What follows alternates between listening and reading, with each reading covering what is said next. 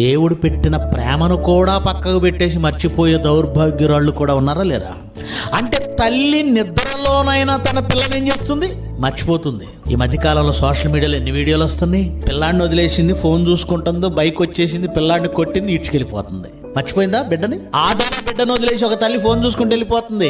Auto driver ఓ madam తన బిడ్డను, చంటి బిడ్డను కరుణించకుండా ఏ తల్లి అయినా మరుచునా? వారు మరిచిపోతారు, వారైనా మర్చిపోతారు. నేను నిన్ను మరువను.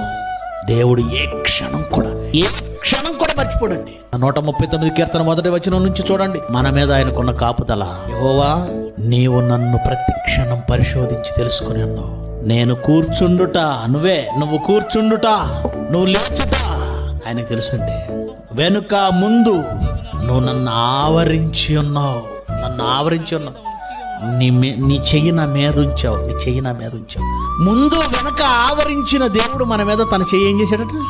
చంటి బిడ్డను తల్లి మర్చిపోతుంది, కానీ నిన్ను ప్రతి క్షణం ఆవరించి నా చేతిని మీద ఎలా ఉంచాను. ఎన్నోసార్లు మనం మాట్లాడుతుంటామండి, ఈరోజు నేను చచ్చిపోవాల్సిన వాడిని, త్రుటిలో తప్పిపోయిందండి, అలా నా దగ్గరకు వచ్చి లారీ ఇలా కట్ చేశాడండి, ఈరోజు నా ప్రాణం పోవాల్సింది.